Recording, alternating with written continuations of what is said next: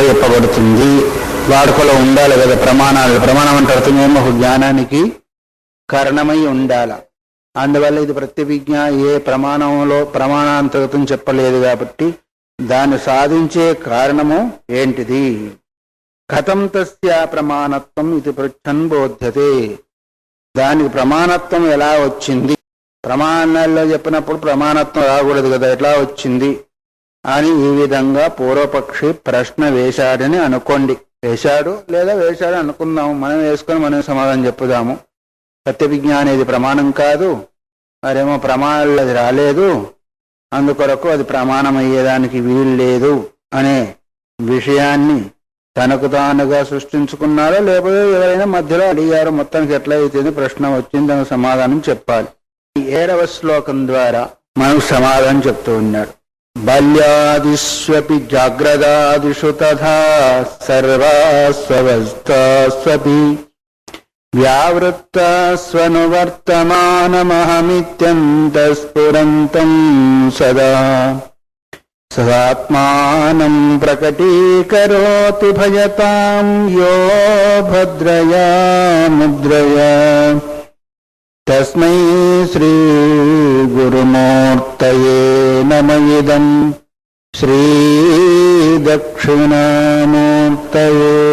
ఇది మనకు సమాధానం. మనం సామాన్యమైన అర్థం చెప్పుకోవాలి అంటే ప్రత్యభిజ్ఞ బలం చేతని ఆత్మకు స్థాయిత్వం వస్తుంది అనేదాన్ని దీని ద్వారా. స్థాయిత్వం అంటే ఏంటిది? స్థిరత్వం. స్థిరం ఏంటిది? ఒకప్పుడు ఉండి ఒకప్పుడు లేకుండా ఉండేది అస్థిరం, ఎప్పుడు ఉండేది స్థిరం. ఎప్పుడు అంటే ఎప్పుడు అంటే చెప్తున్నాం. బాల్యాదిష్వపి, బాల్యాది బాల్యం మొదలుకొని 6 బాల్య పౌగండ కౌమార యౌవన ప్రౌఢ వార్ధక్యం అంది కదా. సర్వాసు అవస్థాసు, ఈ 6 అవస్థలైనయా? జాగ్రత్తాదిషు, జాగ్రత్త, స్వప్న, సుషుప్తి. ఇంకా చెప్పాలంటే తురియం అవస్థ కాదైనప్పటికీ తురియం అనుకోండి. ఇంకా మూర్ఛ, ఇంకా మరణం, ఇంకా ఏమేమి ఉన్నాయో అవన్నీ సమాధి గిమాధి అన్ని లెక్క పెట్టుకోండి. ఉన్నాడా లేదా? ఇవన్నిట్లో ఉన్నాడు అంటే సమస్త అవస్థలలో ఉన్నాడు. సర్వాసు అవస్థాస్వపి. అవగసాహ తిష్ట ఇది అవస్థ అంటే ఒక స్థిరత్వం లేని స్థితిలో కూడా. బాల్యం పౌగండంలో ఉందా?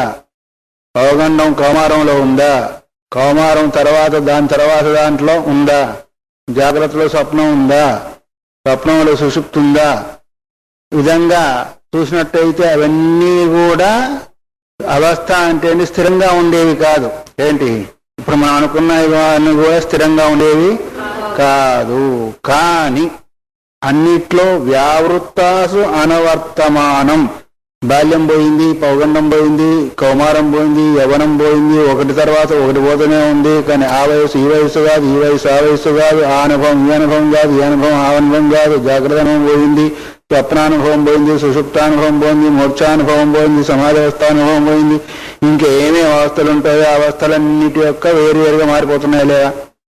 అన్నీ మారిపోతున్నప్పటికీ వ్యావృత్తాసు అనవర్తమానం. అవన్నీ మారిపోయినప్పటికీ అన్నిటిలో అనిశ్చితమై వస్తుంది. ఏంటిది? అహం అహమిత్యంతఃస్ఫురంతం సదా. నేను నేను నేను నేను మాత్రము. బాల్యకాలంలో నేనన్నాడు, అన్నాడా లేదా? పౌగండంలో నేనంటాడా? నువ్వు అంటాడా? నేనే అంటాడు. కౌమారంలో నేనే అంటాడు, యవ్వనంలో నేనే అంటాడు, తర్వాత ప్రౌఢంలో నేనే అంటాడు, వార్ధక్యంలో నేనే అంటాడు, చచ్చిపోయేప్పుడు నేను చచ్చిపోతా అంటాడు, జాగ్రత్తలో నేను అంటాడు, స్వప్నంలో నేను అంటాడు, సుషుప్తిలో అంటాడా? సుషుప్తి నుంచి బయటకు వచ్చిన తర్వాత అంటాడు, మూర్ఛలో అంటాడు, సమాధిలో అంటాడు. ఇంకేమేమి అవస్థలు ఉన్నాయో అన్నిట్లో కూడా అహం అహం అహం అహం అహం అన్నిట్లో కూడా అహం అనే విషయాన్ని చెప్తూ వస్తూ ఉంటారు. అందుకొరకు మరణ సమయంలో కూడా నేను చచ్చిపోతానేమో అనే ఉద్దేశం చేత అంటూ ఉంటాడు. కాబట్టి ఇంకా అవస్థ అంటే చూసేప్పుడు నేనే అంటాడు, వినేప్పుడు నేనే అంటాడు, తినేప్పుడు ఇవి కూడా అవస్థలే కదా. చూసే అవస్థ, వినే అవస్థ, తినే అవస్థ, నడిచే అవస్థ, చేసే అవస్థ, ఇవన్నీ కూడా ఒక రకమైన అవస్థలే. ఇవన్నిట్లో కూడా నేనంటాడు, నువ్వు అంటాడా? ప్రతి ఒకటి తర్వాత ఒకటి అన్ని మారుతూ ఉన్నాయి. ఒకటి ఉన్నప్పుడు ఒకటి ఉంటుందా? చేసేప్పుడు చూసేది ఉండదు, చూసేప్పుడు నడిచేది ఉండదు, నడిచేప్పుడు తినేది ఉండదు, వగేర వగేర వేరు వేరుగా మారిపోతున్నాయా లేవా? అన్నిట్లో మారిపోతున్నప్పటికీ ఇన్నిట్లో అనుస్యూతమై వస్తూ ఉంది. ఒకటి అహం అనే ఇది మాత్రము వస్తూ ఉంటుంది.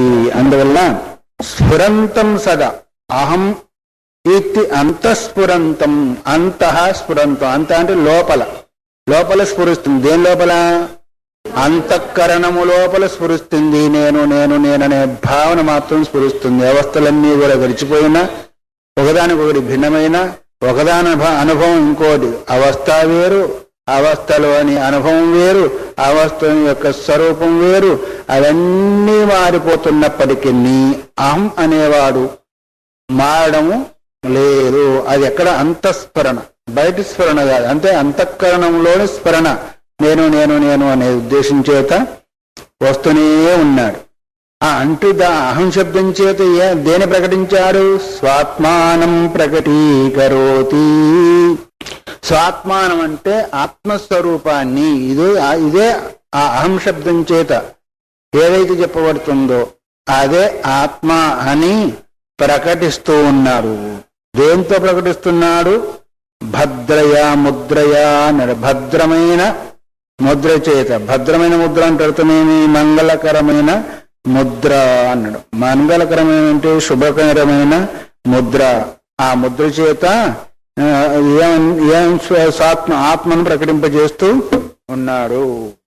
అందువల్ల అలాంటి సద్రూప చిద్రూపానంద రూపమైన ప్రేరూపమైన అహం ఈ ప్రత్యయానికి గోచరభూతమైన ఆత్మను నేను లేదు, అదే నీవు, మన ఇద్దరిలో భేదము లేదు అనే భద్రమైన ముద్ర చేత. ముద్ర అదొక ముద్ర. నువ్వు భద్రంగా ఉండు అంటాడు అనుకోండి. ఇది ఒక ముద్ర ఉందా? ఎలా పెట్టిన ముద్ర? ఇదేం చిన్ముద్ర. చిన్ముద్రయా అన్నారు కదా, అదేం చిన్ముద్ర. ఇది భద్రమైన ముద్ర, మంగళకైన ముద్ర చేత ఆయన ముద్ర వేశాడయ్యా అంటాడు. ముద్ర వేశాడంటే అర్థమేమి? దానిలో అది ఆమోదం తెలపడం కూడా ఒక ముద్ర. ఇది కూడా ఒక ముద్రే. నీవే అది అనే విషయం చేత అహం అని అవస్థలు మారినప్పటికీ ఏదైతే అనుసూతమై ఉండే చైతన్య రూపమైన అం అం అహం అనే ఈ భావం చేత వచ్చే తత్వం ఉందో అదే గురు యొక్క స్వరూపం, అదే దక్షిణామూర్తి యొక్క స్వరూపం, అదే స్వాత్మ యొక్క స్వరూపం అని చెప్పి ఆ దక్షిణామూర్తికి నేను నమస్కారం చేస్తూ ఉన్నాను అని ఈ విధంగా మూల శ్లోకం ద్వారా మనం సమాధానము చెప్పుకున్నది. ముందు అడిగారు కదా. అయితే ఇక్కడ మనకు వచ్చేది ఏంటంటే, బాల్యములో ఏదైతే అనుభవించామో మిగతా అవస్థలలో గుర్తుకొస్తుందా లేదా? గుర్తుకొస్తుంది. తర్వాత ఏ అవస్థ మారుతున్నప్పటికీ అవస్థలోని సంస్కారం మాత్రం నీలోనే ఉంది. నేను ఫలానప్పుడు ఫలాను చేశాను, ఫలాను తిన్నాను, ఫలానా దగ్గరికి వెళ్ళాను, ఇవన్నీ కూడా వస్తూనే ఉంటాయి. మరి ఆ శరీరము పోయింది, ఆ దేశము ఆ కాలము పోయింది, ఆ అవస్థ పోయింది, కానీ ఆ సంస్కారము మళ్ళీ ఇప్పుడు నీకు వస్తుంది. అంటే ఈ దేశము, ఈ కాలము, ఈ అవస్థ, ఈ పరిస్థితిని వదిలిపెట్టుకొని ఆ దేశము, ఆ కాలము, ఆ దేశం, ఆ పరిస్థితిని వదిలిపెట్టుకొని నీవు అనుభవించింది గుర్తుకొస్తుందా లేదా? ఇవన్నీ పోతే నేను ఇలా చేశాను అనే భావన వచ్చింది. దీన్ని ఏమన్నారు? ప్రత్యభిజ్ఞ. అయితే ఇది ప్రతిభిజ్ఞ అయితే స్మృతి రూపంలో వస్తుంది కదా, మరి ఇది ప్రత్యక్షాది ప్రమాణాలలో రాలేదు కదా.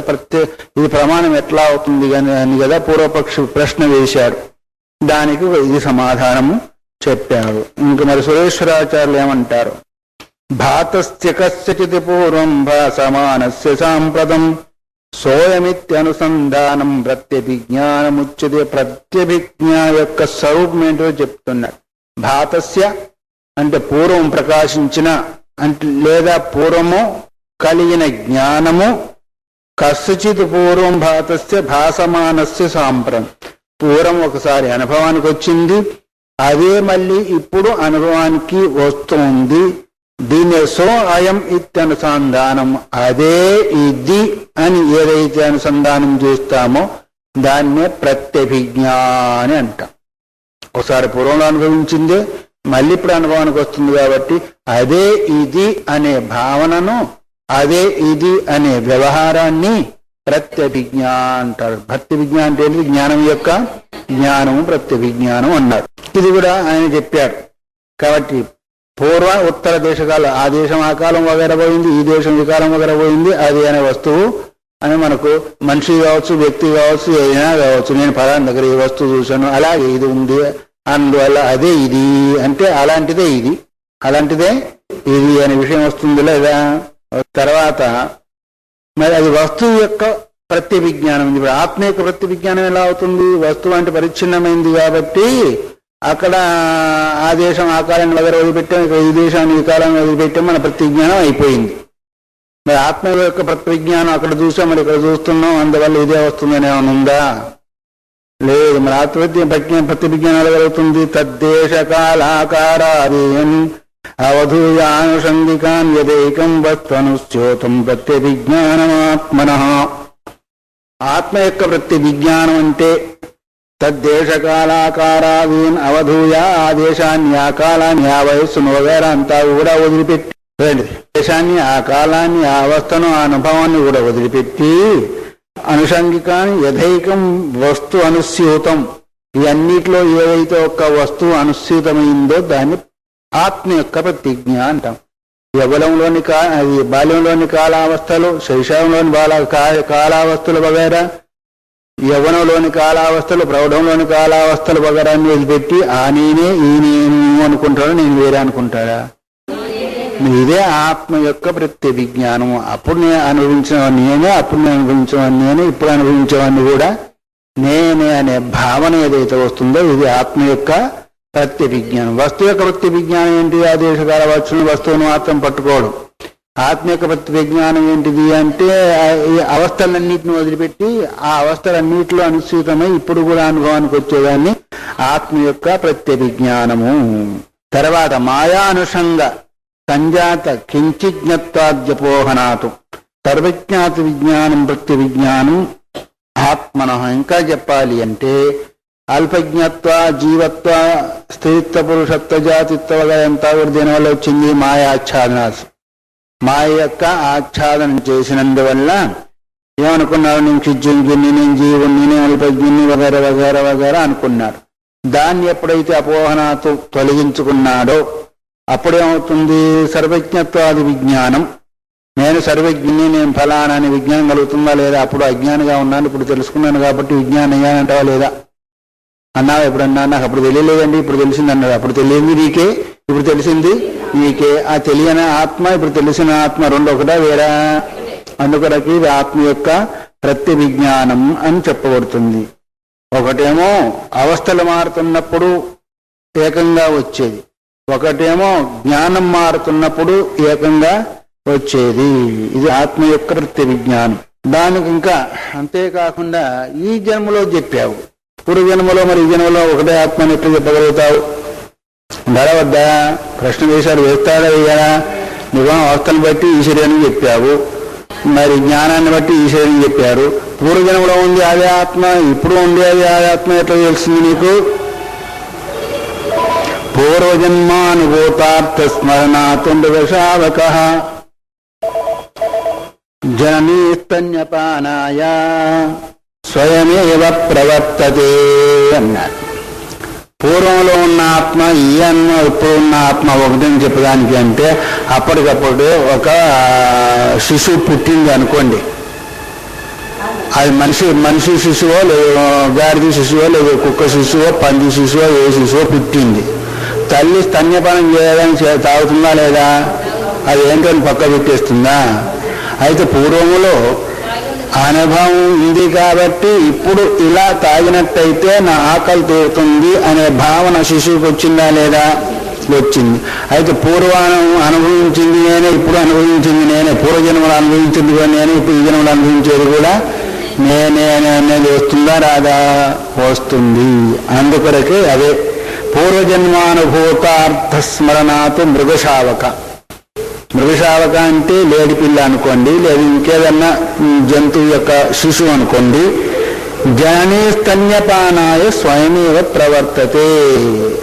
జనని తన స్తన్యపానం చేయించేదానికి ప్రవృత్తమైతే స్వయమేవను తాగు అని చెప్తుందా ఏంటి?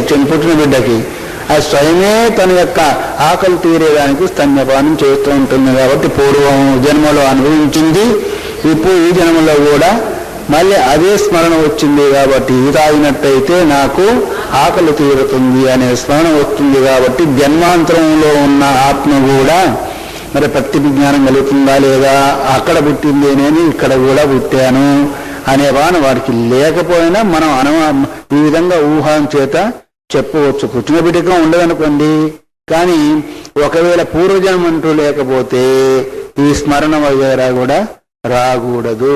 వచ్చింది అంటే పూర్వజన్మ అయితే పూర్వజన్మ అంటూ ఉంటే అదొకటే ఎందుకు రావాలి, మిగతా ఎన్ని రావాలి కదా, ఎక్కడ పుట్టాడో ఎక్కడ పెరిగాడో ఏం చేశాడు అంటే అది మాయ ఆచ్ఛాదం అయిపోయి ఉన్నాయి. ఎందుకు ఆచ్ఛాదం అయిపోయి ఉన్నాయి అంటే అవి ఎలా ఉన్నాయంటే నువ్వు ఎవరింటికి పోయి ఇది నా ఇల్లు పూర్వంలో ఇప్పుడు నాకు ఇస్తావు లేదని పొట్లాడుతూ కూర్చుంటాడు. ఒకరిల్ని ఒకరు పట్టుకుంటారు, ఒకరి భార్యను ఒకరు పట్టుకుంటారు, ఒకరైతే పిల్లల్ని ఒకరు పట్టుకుంటారు, ఇంకా రకరకాలుగా అంతా కూడా జరుగుతుంటాయి. కాబట్టి అవిరుద్ధమైనవి మాత్రము గుర్తుంటాయి, మిగతా అన్ని కూడా మాయాచారణమై పోతూ ఉంటుంది. అలా పూర్వజన్మలో అయితే ఒకటి పూర్వజన్మలో మనకు స్థానాదులు వగేరా గుర్తుకు రాకపోయినా చాకచక్యాదులంతా కూడా వస్తూ ఉంటాయి లేదా. ఒకే పిల్లవాడి ఒకే తల్లిదండ్రికి ఇచ్చిన సంతానంలో ఒకడు మూర్ఖుడై ఉంటాడు, ఒకడు బుద్ధిమంతుడై ఉంటాడు, ఒకడు ఒకసారే చెప్తే పట్టుకుంటాడు, వాడు ఇంకో 10 సార్లు చెప్పినా మరి ఇదంతా ఎక్కడిది అంటే వాడికి పూర్వంలో ఉంది కాబట్టి తొందరగా పట్టుకున్నాడు, ఒకడికి లేదు కాబట్టి పట్టుకోలేని దానికి కూడా వచ్చేస్తుంది. అందుకొరకు ఈ విధంగా ఒక జన్మలో ఈ వ్యవస్థలలో కాకుండా జన్మ జన్మాంతరాల్లో కూడా నేను అదే అయ్యే ఉన్నా అనే ఈ ప్రతిభిజ్ఞ కలుగుతుంటుంది. అందువల్ల తస్మిన్ నిశ్చీయతే స్థాయి ఆత్మా దేహాంతరేష్వపి స్మృతిం వినా నగడతే స్తన్యపానం శౌర్యత చెప్తున్నా. అందుకొరకే ఆత్మ స్థాయి దేహాంతరేష్వపి ఇప్పుడు పోయిన శరీరాల్లో ఈ శరీరాల్లో వచ్చే శరీరాల్లో కూడా స్థిరమైంది అని చెప్తారు. స్మృతి లేకుండా స్తన్యపానం శిశోర్నయత, స్మృతి లేకుండా స్తన్యపానాదులలో ప్రవృత్తి శిశువుకి కలగదు అంటాడు. అయితే పిల్లవాడున్నాడు, చిన్నపిల్లవాడు స్తన్యపానమే కాదు, నవ్వుతూ ఉంటాడు అదెక్కడిది, ఏడుస్తూ ఉంటాడు అదెక్కడిది, నోట్లో పెట్టగానే మింగేస్తూ ఉంటాడు అదెక్కడిది, అది కూడా పూర్వజన్మ సంస్కారమే కదా. అదొకటే కాకుండా ఇవన్నీ కూడా పూర్వజన్మ సంస్కారమే కదా. అందుకొరకు ఇట్లా అనాలి, ఇట్లా ఏడాలంటే వాడు కొంతమంది అంటారు స్వభావంగానే వస్తుందని, స్వభావంగానే రావాలి కదా. అందువల్ల ఇవన్నీ కూడా ఉన్నందువల్ల కొన్ని పూర్వజన్మ సంస్కారాలు ఉన్నందువల్ల దేహాంతరాలలో కూడా ఆత్మస్థాయి అనే మనం నిర్ణయం చేయవలసి ఉంటుంది. ఎందుకొరకు పూర్వత్రానుభవే కాలే స్మృతి కాలే పరత్రసన్, పూర్వంలో ఏదైతే అనుభవించామో అనుభవ కాలము, ఇప్పుడు ఏదైతే అనుభవిస్తున్నామో ఈ అనుభవ కాలము ఆత్మ సంస్కార రూపేణ స్మరత్యర్థం స్వనిష్ఠితం. ఆ కాలాన్ని ఈ కాలాన్ని వదిలిపెట్టేసేసి తనయందు ఏదైతే స్మరణకు వస్తువు ఉంటుందో దాన్ని స్మరిస్తుంటుంది. ఆ కాలాన్ని వదిలిపెట్టేసింది, ఈ కాలాన్ని వదిలిపెట్టింది, అక్కడ వస్తువును మాత్రం వస్తు సంస్కారాన్ని మాత్రం తనయందు పెట్టుకొని దాని ప్రకారంగా ఇప్పుడు చేస్తూ ఉంటుంది. మొన్న చూసిన వస్తువు ఈరోజు చేస్తున్నా కాకరకాయలు తెమ్మంటే బీరకాయలు తెస్తున్నా ఏంటి ఏం చేయడం లేదు, మొన్న కాకరకాయ మా అమ్మ ఇదేం చెప్పింది కాబట్టి ఇప్పుడు ఇక్కడ ఇలాంటిదే ఉంది కాబట్టి తీసుకుపోతున్నాను అని చేస్తావా లేదా. ఏ వస్తువైనా కాకుండా విద్య అంటే అర్థం ఏంటిది, ఇంకా జ్ఞానం అంటే అర్థం ఏంటి, స్కూళ్ళలో చదువుకునేది ఫలానా శబ్దానికి ఫలానా అర్థము అని చెప్పినంత దాన్ని అట్లే పట్టుకొని మళ్ళా శబ్దం అక్కడ వస్తూ ఇది ఈ శబ్దానికి ఏ అర్థం కదా మనం గ్రహిస్తున్నామా లేదా. ఎందుకు అంటే ఒకసారి చెప్పాము, ఆ పదానికి అర్థానికి మన సంస్కారం కలిగింది, మళ్ళీ అదే పదం వచ్చినప్పుడు ఆ పదానికి సంబంధించిన విషయం వచ్చినప్పుడు దాని మీద గ్రహిస్తామా ఇంకోటిగా గ్రహిస్తామా.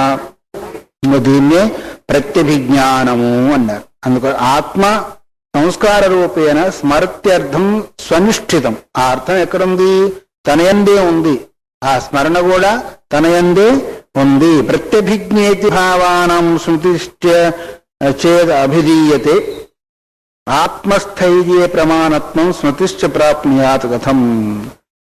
స్మరణం ప్రత్యభిజ్ఞేతి భావానం, సమస్త పదార్థాలకు ప్రత్యభిజ్ఞే అని ఒకవేళ చెప్పినట్టయితే, స్మృతి అని చెప్పబడినట్టయితే ఆత్మస్థైర్య ప్రమాణత్వం శృతిశ్చ ప్రాప్నుయాత్ కథం. ఆత్మ యొక్క స్థిరత్వంలో కూడా మరి అది ప్రమాణంగా చెప్పబడాలి. ఎలా చెప్పబడుతుంది, ప్రత్యభిజ్ఞానం కదా. స్మృతే శృతి కూడా ప్రమాణం కాదు కదా. స్మృతి ప్రమాణమా? ప్రమాణాల్లో వచ్చిందా? రాలేదు. ప్రత్యభిజ్ఞ ప్రమాణంలో రాలేదు. స్మృతి కూడా ప్రమాణం లేదు. ప్రత్యక్ష అనుమాన ఉపమానం వగేర వగరాలని స్మృతి ఉందా? లేదు. మరి అది ప్రత్యభిజ్ఞ ప్రమాణంగా అంటే స్మృతి కూడా ప్రమాణం ఎట్లా అవుతుంది అనే భావన, స్మృతి ప్రమాణం కాదని అందరూ కూడా సమస్త దర్శనాలు కూడా వాళ్ళు కూడా అనుకుంటా ఉంటారు. మళ్ళీ ప్రత్యభిజ్ఞానే దర్శనంగా అది మేము ప్రమాణం కాదంటా ఉంటే ఇంకో స్మృతిని తీసుకొచ్చేసి మరి దాన్ని ప్రత్యభిజ్ఞ అంట, దాన్ని ప్రమాణం అంటావేంటి అని పూర్వపక్ష ప్రశ్న వేయచ్చా? శృతో ప్రకాశోనార్థస్య నచాప్యర్థస్య నిశ్చయ. స్మృతి యందు అర్థస్య ప్రకాశన, స్మృతి యందు అర్థ ప్రకాశం కలగదు. అర్థం ప్రకాశిస్తుందా? నేను ఫలానా రోజు అన్నం తిన్నాను, ఫలానా రోజు అన్నం తిన్నాను అంటే అన్నం ఇక్కడ రుచి పెడుతుందా? స్మృతిలో అర్థ ప్రకాశం అంటే దాని ద్వారా ఒక విషయం ప్రకాశింపబడాలి కదా. ఇప్పుడు కన్ను ద్వారా ఒక విషయం ప్రకాశింపబడింది, చెవు ద్వారా శబ్దం ప్రకాశింపబడింది. అట్లాగే స్మృతి ద్వారా ఏదైనా విషయం ప్రకాశం అవుతుందా? కాలేదు కదా. అందుకొరకు స్వతం ప్రకాశోనార్థస్య నాచ్యప్యర్థస్య నిశ్చయ. అర్థం కూడా విషయం కూడా నిశ్చయము కావడము లేదు. నచ అపి అర్థానుభవయో అంగుల్యోయో సంభవేతు. అర్థము అనుభవము, అర్థము అనుభవము ఎట్లా అయితే మనం ఈ వేళ్ళను చూస్తున్నాం అట్లా మనం ముందుకు వచ్చేస్తుందా? వేళ్ళు మనం చూస్తున్నాము అంటే వారి అర్థమైంది అంటే స్మృతి మాత్రం చేతనే విషయ ప్రత్యక్షం కాదు అనే దాన్ని ప్రశ్న వేస్తున్నాడు పూర్వపక్షి. ఎట్లాగైతే మనకు ఎదుట అంగులి అంటే ఏంటిది? ఈ వేలు కనిపించినట్టుగానే స్మృతి ద్వారా మనకు ఏదైనా కనిపిస్తుందా, అనుభవానికి వస్తుందా అని ప్రశ్న వేస్తున్నాడు. నానుభూత విశిష్టస్య పదార్థస్య చ దండివత్ సర్వత్రాప్యేవం ప్రసంగాదితి తచ్చును. దాన్ని చెప్తూ ఉన్నాడు, సమాధానం చెప్తూ, అనుభూత విశిష్టస్య పదార్థస్య చ దండివత్. అనుభవించని పదార్థాన్ని ఎక్కడైనా నీవు స్మృతి లేకపోతే తెలుసుకోగలుగుతావా? దండివత్. వారు దండం పట్టుకొని వచ్చాడు అని అన్నాడు, దండి స్వామి వచ్చాడు అంటాము. ఆ దండి స్వామిని ఎందుకు అనాలా? కర్ర పట్టుకున్న దండి స్వామిని ఎందుకు అనాలా?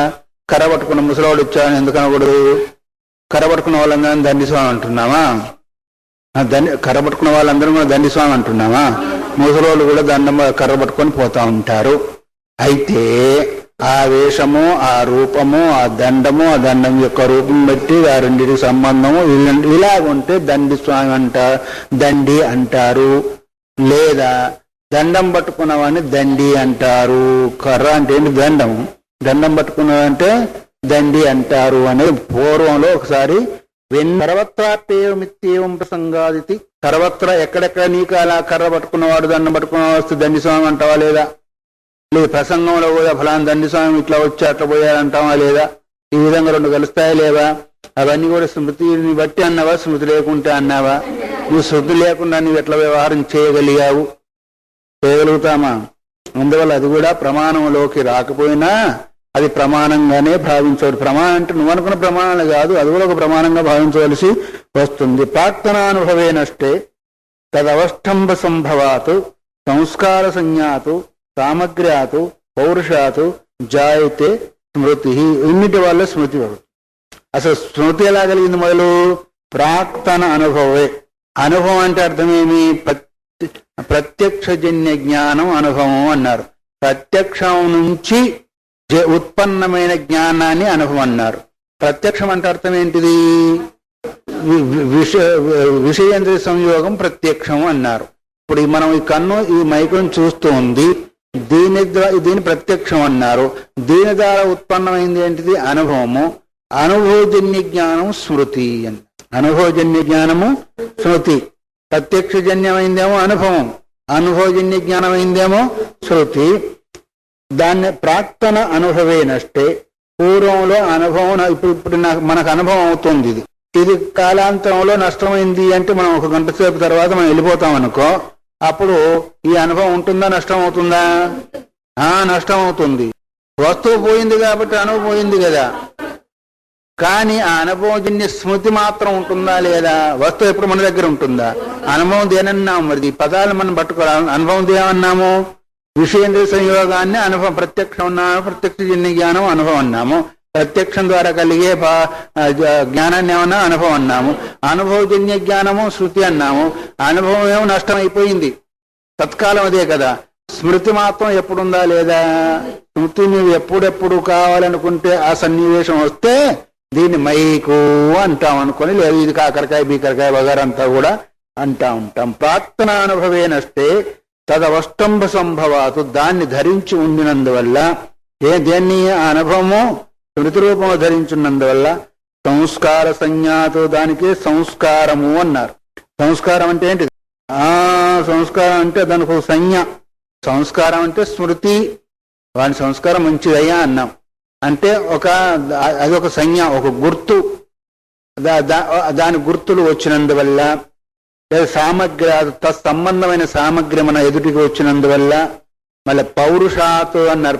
పౌరుషం అంటే చైతన్య ప్రధానమైన అయినందువల్ల, అంటే ప్రమాత కూడా అక్కడ ఉండాలి కదా. ఈ సామగ్రి అంతా కూడా కూరుకుంటే మళ్ళీ మనకు స్మృతి వచ్చేస్తుంది అన్నారు. సంస్కారము ఉండాలా, సంజ్ఞ ఉండాలా, సామగ్రం ఉండాలా, చైతన్యము ఉండాలా. ఈ అన్నిటి ద్వారా కలిగేది ఏదైతే ఉందో స్మృతి అన్నారు. ఈ స్మృతినే మళ్ళీ కాలాంతరంలో నీకు ప్రత్యభిజ్ఞారూపంలో ప్రత్యక్షమవుతుంది అని. ఆవేద్యానుభవేనష్టే తదీయం విషయం ప్రతి అనుభావకమాత్మానం బోధయత్యనపాయనం. ఆవేద్యానుభవేనష్టే అంటే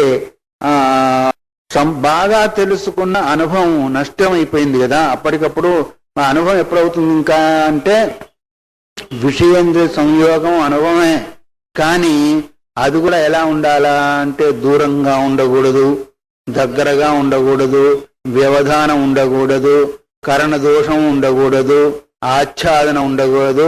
అప్పుడు కానీ నీకు ప్రత్యక్ష అనుభవం కలుగుతుంది. ఇన్ని లేకుంటే కానీ ఒకటే అనుకుంటే అయిపోతుందా? అతి దూరంగా ఎక్కడో ఉంది, అక్కడ మనకు కనిపించలేదు. అది దగ్గరగా ఉంది, కంటికి దగ్గర కనిపించలేదు. కంటిలో దోషం ఉంది, వ్యవధానం వచ్చేసింది, అసలు వస్తువే లేకుండా పోయింది, లేదు ఇంద్రియం లేకుండా పోయింది. ఇన్ని కారణాలు లేకుండా ఉంటే అప్పుడు నీకు ప్రత్యక్షం కలుగుతుంది. ఆవేద్యానుభవేనష్టే అంటే సంబంధమైన మరి ఇవన్నీ దోషాలు లేకుండా ఉండి బాగా నీకు అనుభవం కలిగింది. అది నష్టం అయిపోయిన తర్వాత ఆ పూర్వం కలిగింది ఏదైతే ఉందో, పూర్వంలో అనుభవించింది ఏదైతుందో ఆ అనుభావిత ఎవరు? ఆత్మ. పూర్వంలో జరిగిందాన్ని గుర్తుకు తెచ్చుకుంటున్నారు ఎవరు? ఆత్మ. అదే అనుభావిత అంటే భావించేవాడు.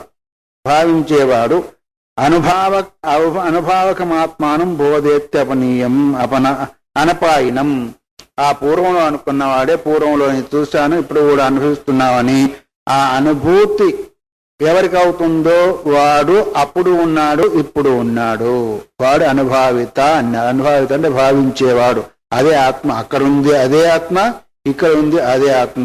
అక్కడ ఉంది అనుభవకర్త అతనే, ఇక్కడ ఉన్న అనుభవకర్త కూడా అతనేను. అందుకొరకు అక్కడున్నదాన్ని ఇక్కడ ఉన్నదాన్ని రెండింటిని అనుభవిస్తున్నాడు కాబట్టి అప్పుడు ఆ అనుభవించేవాడు నిత్యమా అనిత్యమా? నిత్యం. ఎందుకంటే అక్కడ ఉన్నాడు ఇక్కడ ఉన్నాడు కాబట్టి నిత్యం కాకపోతే అనుభవం వచ్చేదానికి అవకాశం లేదు కదా. అందువల్ల నిత్యము. విషయేచ ప్రముషితే నష్టే చానుభవే సతి విశ్రాంతం సమర్థ్యర్థం దేవో అప్రముషితస్తదా. విషయము నష్టమైంది, అనుభవము నష్టమైంది. విషయము నష్టమైంది అనుకోండి, మీ ముందు తీసుకొచ్చి మంచి లడ్డో గిడ్డో పెట్టారనుకోండి, అది విషయం. దాన్ని అనుభవించిన అనుభవం ఉంది కదా. అనుభవిస్తున్నప్పుడు అప్పుడు ఎంత మాధుర్యంగా ఉంది, ఎంత మాధుర్యంగా ఉంది అనే అనుభవం కూడా ఉంది. అప్పుడు ఆ కాలంలో నీకు ఆ విషయం నష్టమైపోయింది కదా. ఉందా పోయిందా? తిన్న తర్వాత పోయింది. ఆ అనుభవం బాగుందనే అనుభవం పోయిందా లేదా? ఇవి రెండు పోయిన తర్వాత కూడా అనుభవే సతి స్వవిశ్రాంతం స్మరత్యర్థం. స్వవిశ్రాంతం తనయందే విశ్రాంతిని పొంది ఉన్న పదార్థం ఏదైతే ఉందో దేవో అప్రముషితస్తదా.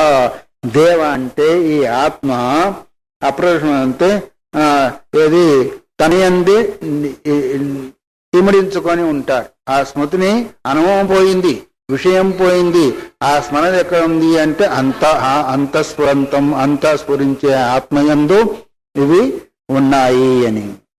ప్రమోషనం అమాతోనాం మాయాతమసాకృతం మాయా విద్యే ప్రభోశక్తి భానో ఛాయా ప్రభోపమేన్. సరే, ప్రమోషణం అంటే